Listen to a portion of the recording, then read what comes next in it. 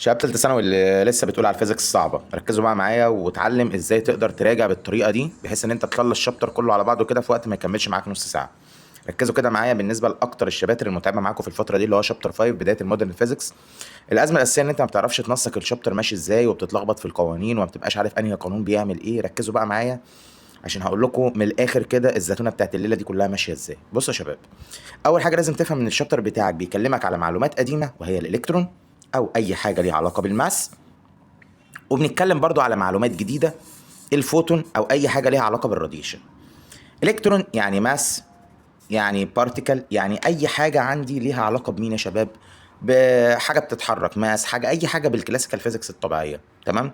الفوتون ليها علاقة بأي حاجة ليها علاقة بالراديشن، ليها علاقة بالإلكترومagnetic ويف، إكس راي، فيزابل لايت، أي حاجة من الكلام ده كله اختصارها أو النموذج المصغر ليها اسمها فوتون. ركزوا بقى معايا عشان تبقى أنت فاهم إن كل حاجة هنحسبها للفوتون لازم قصادها في حاجة هنحسبها للإلكترون. تمام، هي نفس الشيء مع اختلاف القوانين. طيب انا لو بتعامل مع راديشن، اول حاجه هتظهر معايا ازاي اقدر احسب الانرجي بتاعت الراديشن. كلام بلانك. الانرجي ليها علاقه باتش اللي هي بلانك كونستنت، وبعد كده يظهر معايا مين يا شباب؟ الفريكوانسي. يبقى كده انا لما اجي احل عندي الاتش كونستنت بس عندي الفريكوانسي هو ده اللي الرقم بيتغير معايا من مساله لمساله. طب هل كل المسائل بتيجي مباشره كده؟ لا، اوقات يحب يجلس علينا شويه ويرجعنا لاصل القانون ان السبيد على الويف لينس تديني مين؟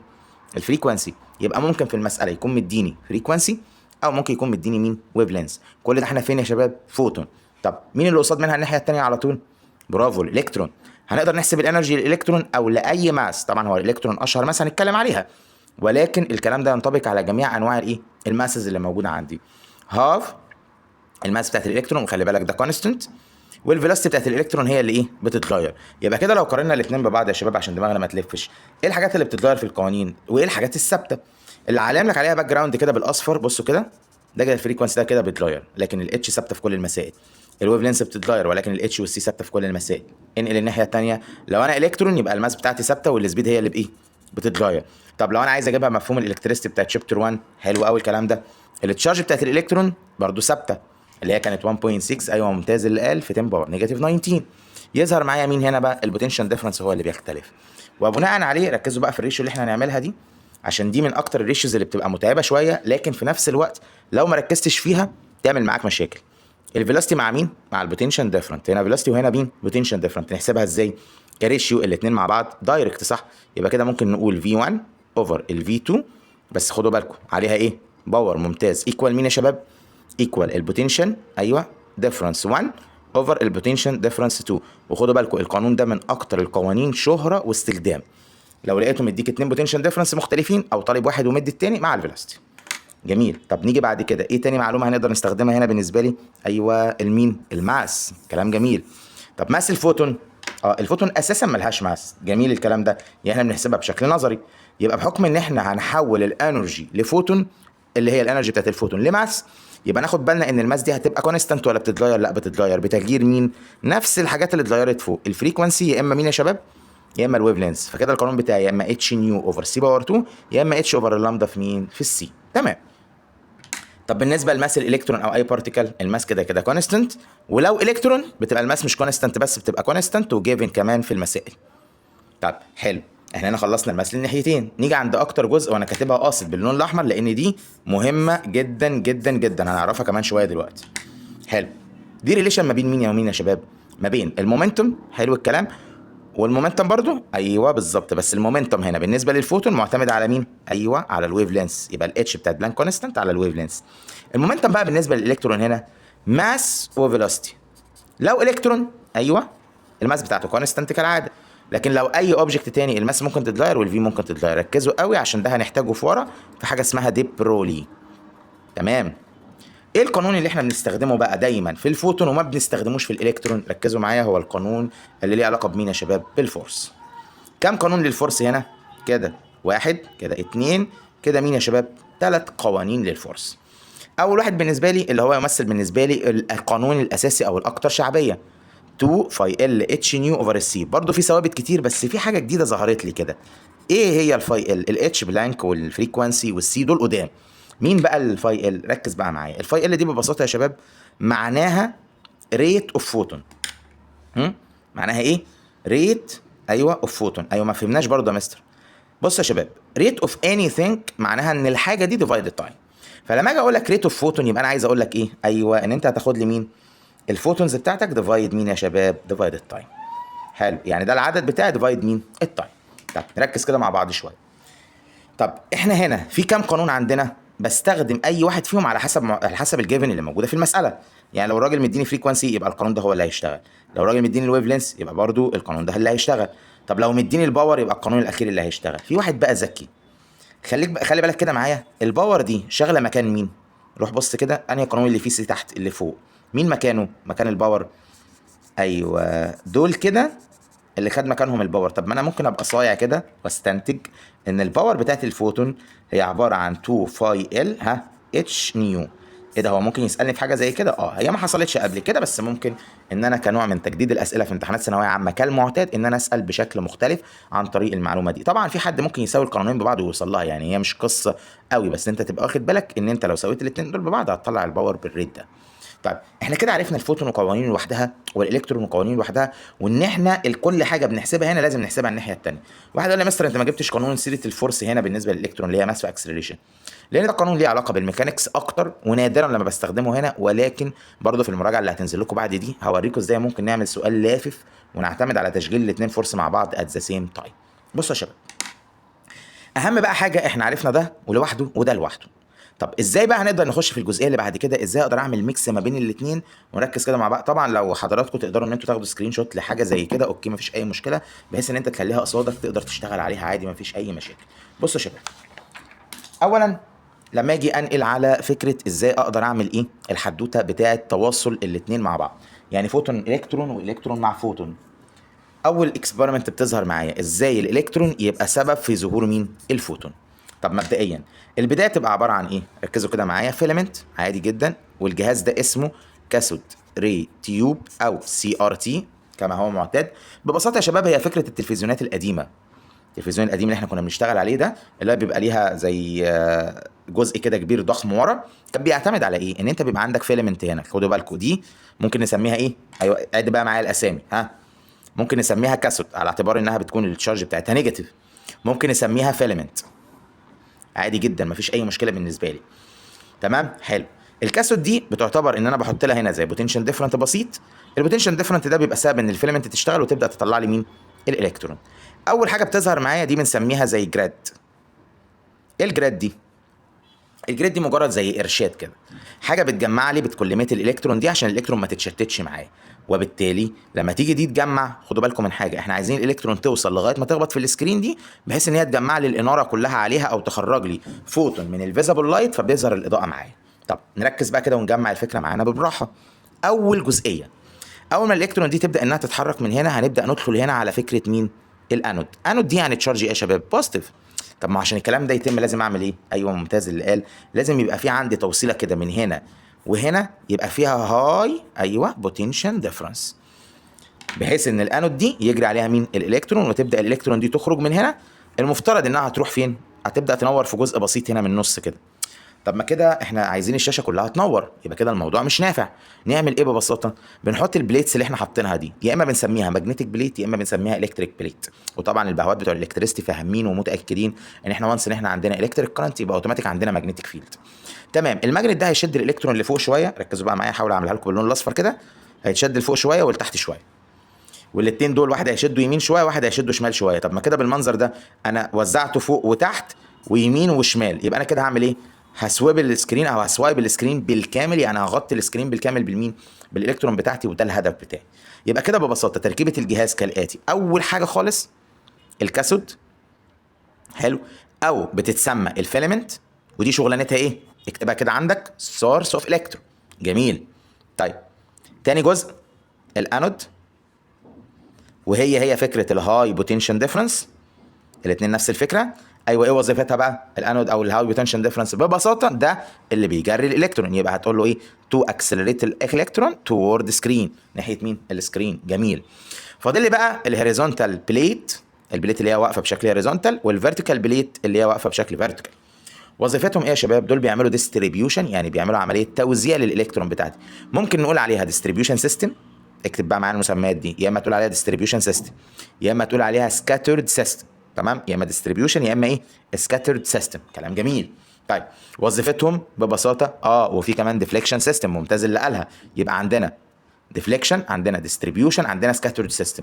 وظيفتهم ان هم بيشتتوا مين الالكترون بتاعتي، يبقى اقول له تو سكاتر الالكترون تو سوايب سكرين، عشان تسوايب السكرين يعني عشان تغطي لي السكرين بالكامل بالالكترونز بتاعتي. طيب ايه هي القوانين اللي ممكن تستخدم هنا؟ ببساطه يا شباب، اول حاجه احنا عندنا قانونين للالكترون. الالكترون هنا بيشتغل الكتريستي وبيشتغل بهاف، ايوه ممتاز اللي قالها دي، هاف الام في الفي باور 2. ده كده الالكترون. وممكن واحد تاني يقول لي لا انا ممكن اقولها الاي في البوتنشال ديفرنس، براحتك على حسب جيفن المساله. طب مش المفروض لما بيخبط بيطلع فوتون؟ ايوه، يبقى انا كده بقى هنعرف فايده الورقه اهي. بص انرجي مين بتطلع انرجي مين؟ هنا انرجي الفوتون بتطلع نتيجه انرجي الالكترون. يبقى انا ممكن اقول الالكترون باي قانون من الاثنين دول، ايوه زي ما احنا شايفين كده، واروح ضايف عليهم مين على طول؟ هاف الام في الفي باور 2. يبقى كده ببساطه هنعمل كالاتي، هنقول هنا يا شباب ان انت ممكن تساوي الاثنين دول ببعض وتساويهم بمين بقى؟ بالانرجي بتاعه الفوتون بايا كانت الطريقه. يعني ممكن تقولها اتش سي على لامدا، او ممكن تقولها اتش نيو، براحتك عادي مفيش اي مشكله. يبقى كده ببساطه ركزوا معايا، احنا ممكن نساوي القانون ده بده لو انا عايز على حسب جبن المساله، وممكن ارجع اساوي نفس القانون ده تمام بالقانون ده برضه لو انا عايز عادي مفيش اي مشكله، وممكن اساوي الاثنين دول ببعض لو مديك الفيلوسيتي وطالب البوتنشال ديفرنت. يبقى حضرتك بتختار اي قانون بناء على الجبن بتاعت المساله. وانس ان انت معاك الورقه الاولانيه اللي احنا كاتبينها دي هتظبط معاك بقيه القوانين. طيب نيجي في الميكس اللي بعد منه، او بمعنى اصلح الاستفاده الثانيه اللي بعد من ده. هنعمل ايه يا شباب؟ ركزوا كده معايا. فوتو الكتريكال افكت دي بقى العكس. يعني ايه؟ ببساطه ازاي يكون عندك فوتون يطلع الكترون. يعني احنا هننزل على سيرفيس اوف ميتال. طبعا خلي بالكم من حاجه، انا ليه بختار الميتال؟ لان الميتال معروف ان هو لو انا عندي الكترون البوند بتاعته بتبقى ضعيفه. حلو، ادي الالكترون اهو. عشان سيادتك تهربه لازم على الاقل جزء من الانرجي يكسر البوند. كسره البوند هي دي. يبقى الرقم اللي بيكسر البوند هي الاي دبليو. يبقى ايه الاي دبليو يا شباب؟ ايوه ممتاز اللي قال ده مين؟ الورك فانكشن. كلام جميل. ده كده بالنسبه لي الجزء بتاع مين؟ الورك فانكشن بالنسبه لي. طب الاي دبليو او الورك فانكشن هنا ببساطه لو ركزنا وظيفتها ايه او التكنيك بتاعها ايه لو ركزنا؟ ببساطه هي اقل انرجي انا هاخدها من الراجل ده علشان اهرب الالكترون.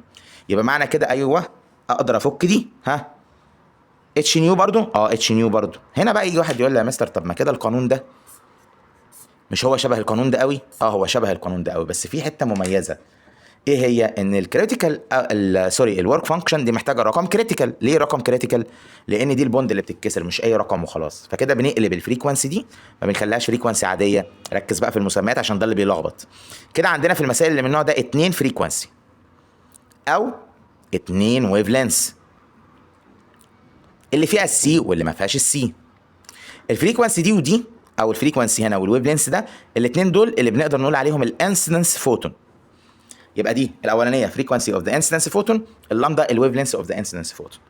لكن اللي بيكسر البوند او الرقم الاكزاكت اللي بيكسر لي البوند ده بنسميه ايوه ممتاز ده الكريتيكال. يبقى كده هنقول الرقم اللي موجود هنا عندي ده الكريتيكال مين يا شباب؟ الكريتيكال فريكوانسي.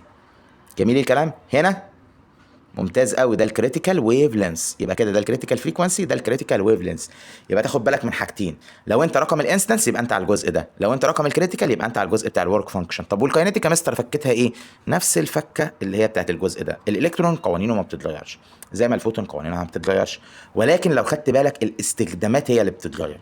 يعني احنا بعد ما نسيب البوند دي ونكسرها والكلام ده جميل، نخش هنا على كومبوتون كده. ركزوا معايا، ودايما لما تيجي تذاكر ما تذاكرش كل جزء لوحده عشان ما يحصلش معاك لخبطه وتدخل الاثنين في بعض. انا قصدي ان انا اشرحها لكم بالشكل الليمم ده عشان تبقى انت وانت شغال فاهم الدنيا وما تلخبطش معاك. بص يا شباب، هنا برضو نفس الفوتون هو اهو نزل ب اتش نيو، بس المره دي خبط الكترون حالته ايه يا شباب؟ فري. طب طالما فري يبقى انا مش هكسر مين؟ الورك فانكشن، صح كده؟ طالما انا مش هكسر الورك فانكشن، ايوه ركز، يبقى كده ببساطه انا مش محتاج كل الانرجي دي، ده انا هاخد منها جزء صغير كاينيتيك انرجي، وهيفضل جزء تاني من الفوتون هيخرج معايا عادي. بنسميه ايه بقى الجزء ده؟ بنسميه السكاترد فوتون. يبقى كده عندي الانسيدنس. كلام جميل. الانسيدنس دي عملت لي هنا مين؟ ايوه ممتاز، عملت لي هنا الجزء اللي هو السكاترد اللي فضل، والجزء التاني اللي هرب لي الالكترون بنفس قانون الكاينيتيك انرجي ده او ده. تمام. طيب هنا بقى في شويه معلومات كده لو اتلخبطت فيها هتبقى بالنسبه لك ازمه. ايه هي المعلومات دي؟ بصوا يا شباب، ببساطه حضرتك هنا وهنا في معلومتين. اول معلومه الانرجي بتاعت ده الانستنس هي الاصل، لانها جزء منها راح للسكاترد وجزء لمين راح للكاينيتيك انرجي. يبقى كده ببساطه لو انا قلت الانرجي اوف انستنس فوتون مالها اكبر طبعا مليون المية من الانرجي بتاعت مين يا شباب؟ بتاعت السكاترد فوتون. حلو الكلام. طيب لو انا جيت قلت ايوه ممتاز سامعك، الكاينيتيك انرجي دي مش ده جزء؟ تمام، ده الجزء اللي خسره مين؟ السكاترد. طب لو واحد هنا قال لي يا مستر انا عايز اشتغل على الفريكوانسي بتاعت الانستنس ده والفريكوانسي بتاعت السكاترد، مين يا ترى اكبر؟ ايوه ممتاز معايا. بصوا كده ببساطه هتلاقي ان الفريكوانسي بتاعت مين؟ الجزء الانستنس ليها علاقه بالفريكوانسي بتاعت الجزء مين؟ ايوه السكاترد. عادي مفيش اي مشكله بالنسبه لنا. برضو اللي ما ينطبق على الانرجي ينطبق على الفريكوانسي. امال مين العكس يا شباب؟ ايوه ممتاز سامعك اللي قلت كده. ايوه ببساطه الويف لينس هي اللي معكوسه. يبقى كده انرجي اكبر بتاعت الانستنس، الفريكوانسي بتاعت الانستنس اكبر، ولكن الويف لينس هي اللي ايوه هي اللي عكس الكلام ده. طب بص يا شباب نركز بقى كده مع بعض شويه، كام معلومه برضو مهمه. اول جزئيه هنا هنتكلم فيها بشكل برضو واضح. احنا لو جينا عملنا ريشيو ما بين، احنا قلنا الويف لينس ده والويف لينس اللي هو الداش ده بتاع السكاترد، قلنا مين الاكبر؟ ايوه بتاع السكاترد. ممتاز. طب بصوا كده معايا شويه، ايه رايكم لو انا قلت السبيد، ركزوا بقى في المعلومه دي عشان بتحط دايما في الامتحانات، بتاعت الانستنس والسبيد بتاعت السكاترد فوتون، ايه علاقتها ببعض؟ هنا لو ركزنا هنلاقي ان السبيد بتاعت الانستنس اكبر. ده اللوجيك. لا، الفوتون بقى يا شباب مستحيل يغير السبيد بتاعته طالما احنا في نفس الميديم. يبقى في دراستنا احنا في ثالثه ثانوي ركز معايا ان السبيد دي طول الوقت ايوه كونستنت، ما بتتغيرش طالما مين؟ انا السبيد بتاعت مين يا شباب؟ السبيد بتاعتي بتاعت الفوتون، طالما انا بتعامل مع السبيد بتاعت مين؟ الفوتون. طب حلو الكلام ده، نركز كده مع بعض شويه. لو بصينا على دي برولي، مين دي برولي ده؟ ده اللي كان موجود هنا في الصفحه دي، لو حد ركز كان هيلاقينا احنا كتبناه وما قلناش ناحيته اي حاجه. ده بيعمل ايه؟ الراجل ده كان اذكى عالم في موضوع الميكس ما بين الالكترون والفوتون. قال لك احنا هنعمل قاعده مهمه جدا، هنقول ان المومنتوم كده كده من كلام الكلاسيكال فيزيكس حتى من زمان ان المومنتوم از كونزرفد. حلو، يعني انا لو عندي اوبجكت ده، الاوبجكت ده ايا كان هو ايه، الكترون، انسكت، بني ادم، اي حاجه بتجري، اي حاجه بتجري يبقى عندها مومنتوم، الماس والفيلوسيتي بتاعتها. لقينا ان المومنتوم بتاعت الراجل ده ايوه ركز كده معايا ليها علاقه بمين؟ ب اتش اوفر اللامدا. ايه ده؟ ده المومنتوم بتاع الاميتد فوتون، وده المومنتوم بتاع الاوبجكت وهو بيتحرك. يبقى جميل قوي الكلام ده. انا لو عايز الويف لينس اللي هتخرج من اي اوبجكت، ركز قوي في القانون ده، هو عباره عن اتش اوفر الام في. طب اعلم المساله اللي من النوع ده ازاي؟ ركزوا بقى معايا قوي في المعلومه دي. ببساطه يا شباب كل اللي انت هتعمله ان انت هتلاقي المساله اللي زي كده بيقول لك طالب الويف لينس الاميتد فروم ذا اوبجكت ات موشن. يعني عندي انسكت بتتحرك، حشره بتتحرك، عندي كره بتتحرك، عندي الكترون بيتحرك، عندي اي حاجه بتتحرك، وانا رحت طالب مين في الاخر؟ اي حاجه دي اللي هي اللي بيتحرك، يعني جسم، يعني بارتيكل، يعني ماس. وجيت في الاخر طلبت منك مين؟ الويف لينس بتاعت السكاترد فوتون او الويف لينس اللي خارجه منه. يبقى كده ببساطه احنا هنشتغل في القانون ده. ولما بيحب يغلس قوي بيطلبها ات ريشيو. يعني ايه الكلام ده؟ يعني عايز يعمل لامدا 1 على لامدا 2. طب ركزوا كده معايا، لامدا 1 على لامدا 2 هنا بالنسبه لي هتبقى عباره عن ام 1 ايوه ولا ام 2؟ ركز كده، لامدا والامات والام والفي، ده كده ريليشن انفرس. يبقى كده هنقول ام وفي بس 2 و2 عشان دول انفرس مع اللامدا. حلو، وهنا نقول ام 1 في 1، ده لو هو مغيرها او طالبها ايه؟ ريشيو.